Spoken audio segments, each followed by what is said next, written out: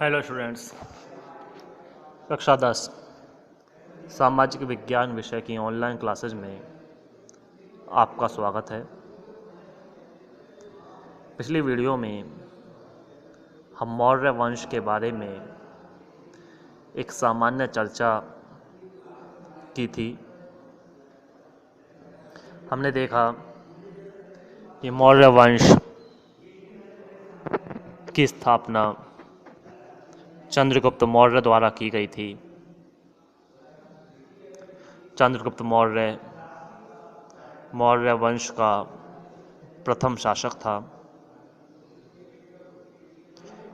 मौर्य वंश की स्थापना में चाणक्य का एक बहुत बड़ा योगदान आता है। मौर्य वंश से पहले भारत में नंद वंश का शासन था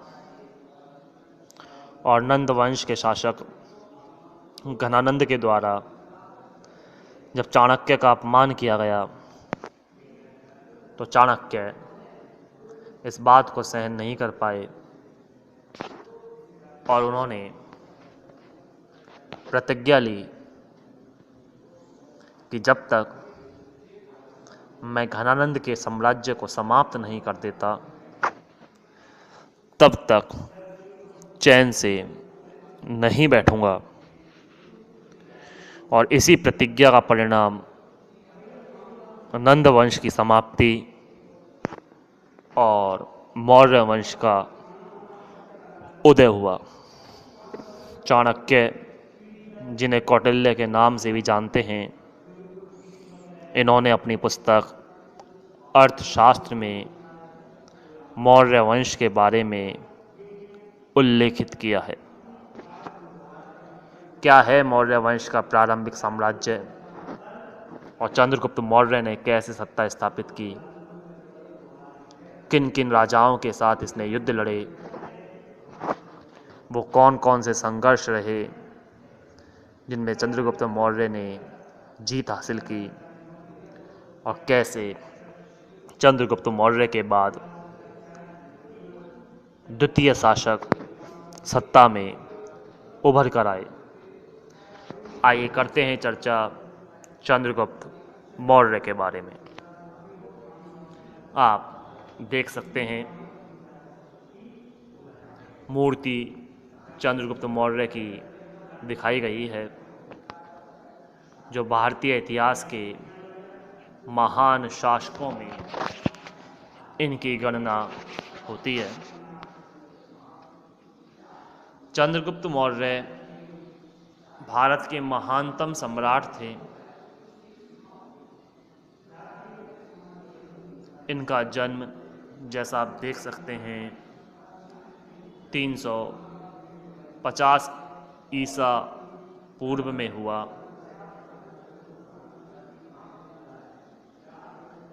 तीन सौ 21 ईसा पूर्व में इन्होंने सत्ता स्थापित की।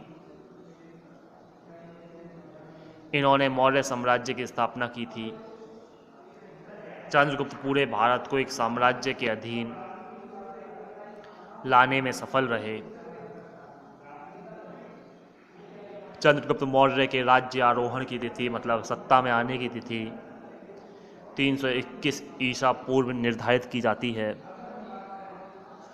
इन्होंने लगभग 25 वर्षों तक शासन किया। इस प्रकार उनके शासन का अंत प्राय 298 ईसा पूर्व में माना जाता है। मेगास्थनीज, जो चंद्रगुप्त के दरबार में आया हुआ एक यूनानी राजदूत था,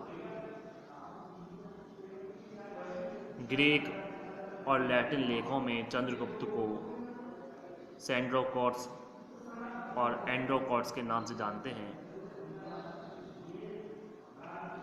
चंद्रगुप्त मौर्य प्राचीन भारत के इतिहास में एक महत्वपूर्ण राजा है। चंद्रगुप्त के सिंहासन संभालने से पहले सिकंदर ने उत्तर पश्चिमी भारतीय उपमहाद्वीप पर आक्रमण किया और 324 ईसा पूर्व में उसकी सेना में विद्रोह की वजह से आगे का प्रचार छोड़ दिया, जिससे भारत, ग्रीक और स्थानीय शासकों द्वारा शासित भारतीय उपमहाद्वीप वाले क्षेत्रों की विरासत सीधे तौर पर चंद्रगुप्त ने संभाली।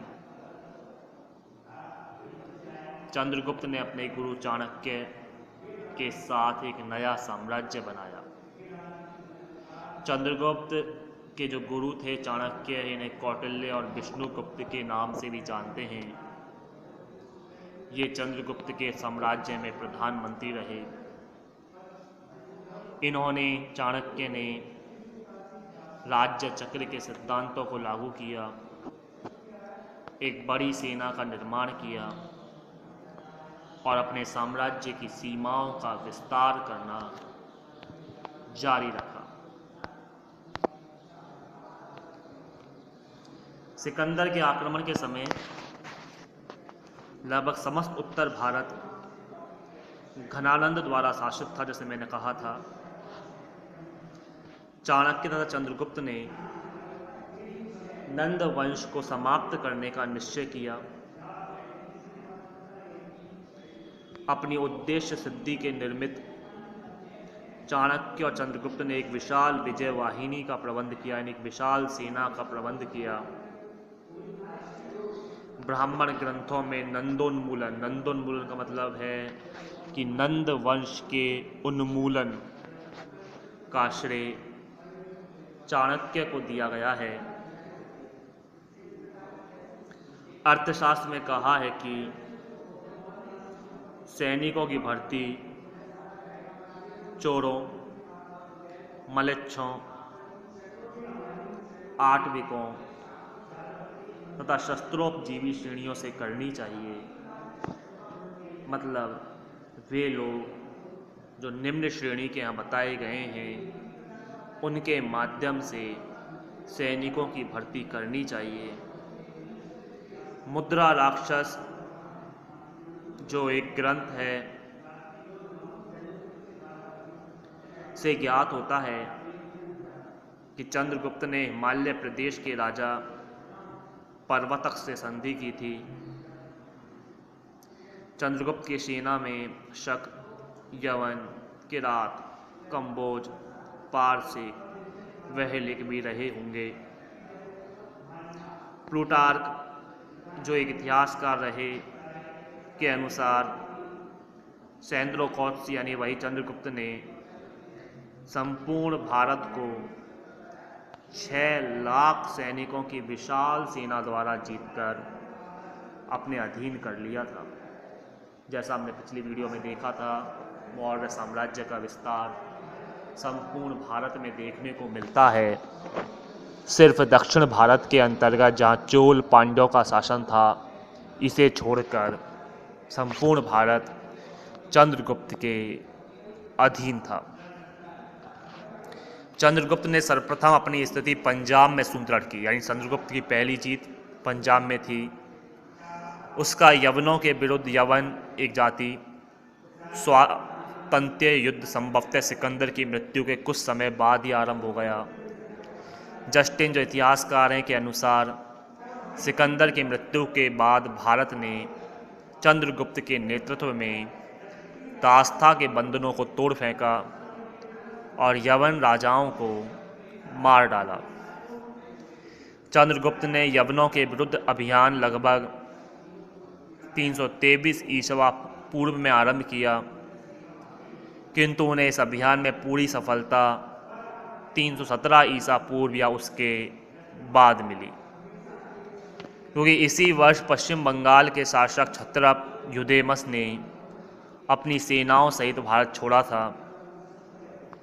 हालांकि चंद्रगुप्त के द्वारा यवन युद्ध के बारे में कुछ विस्तार पूर्वक जानकारी नहीं मिलती, लेकिन हाँ इतना जरूर है कि इस सफलता से उन्हें पंजाब और सिंध के प्रांत मिल गए थे। चंद्रगुप्त मौर्य का महत्वपूर्ण युद्ध घनानंद के साथ हुआ। सिकंदर के भारत अभियान के समय चंद्रगुप्त ने नंदों के विरुद्ध युद्ध के लिए भड़काया था, किंतु किशोर चंद्रगुप्त यानी उस समय छोटा था चंद्रगुप्त के व्यवहार ने यवन विजेता को क्रुद्ध कर दिया। भारतीय साहित्य परंपराओं से लगता है कि चंद्रगुप्त और चाणक्य के प्रति नंद राजा अत्यंत असहिष्णु रह चुके थे, मतलब सहयोग की भावना नहीं थी। महावंश टीका के उल्लेख से लगता है कि चंद्रगुप्त ने आरंभ में नंद साम्राज्य के मध्य भाग पर आक्रमण किया, किंतु उन्हें शीघ्र ही अपनी त्रुटि का पता चल गया और नए आक्रमण सीमांत प्रदेशों से आरंभ हुए। अंततः उन्होंने पाटलिपुत्र जो पटना है को घेर लिया और घनानंद को मार डाला।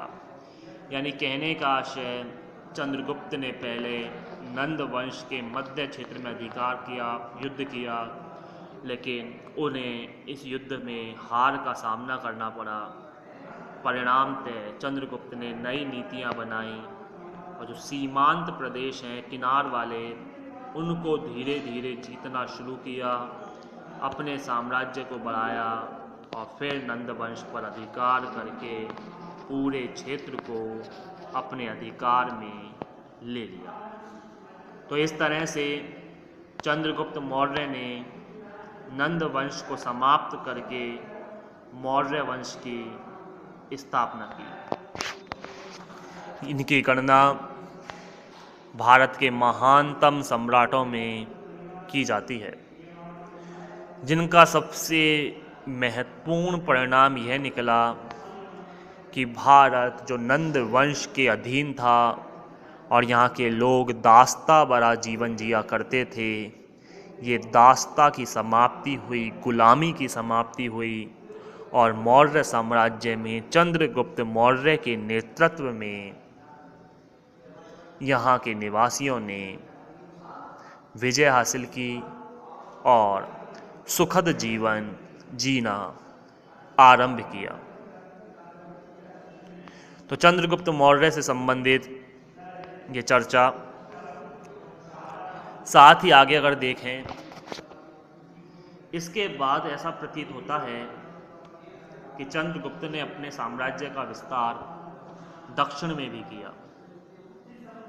मामूलार नामक प्राचीन तमिल लेखक ने तिनेवेल्ली जिले की पोदिल पहाड़ियों तक मौर्य आक्रमणों का उल्लेख किया है, जिसकी पुष्टि प्राचीन तमिल लेखकों एवं ग्रंथों से होती है। आक्रामक सेना में युद्ध प्रिय कौशल लोग सम्मिलित थे। आक्रामक कोंकण से एलिलमल पहाड़ियों से होते हुए कोयम्बटूर जिले में आए और यहाँ से पोदियाल पहाड़ी तक पहुँचे। दुर्भाग्यवश उपयुक्त उल्लेखों में इस मौर्य वाहिनी के नायक का नाम प्राप्त नहीं होता। यानी ये तो पता है, ये तो उल्लेखित है कि मौर्यों के द्वारा दक्षिण भारत पर अधिकार किया गया था, लेकिन वो अधिकार किस शासक के द्वारा किया गया, इसकी जानकारी प्राप्त नहीं होती।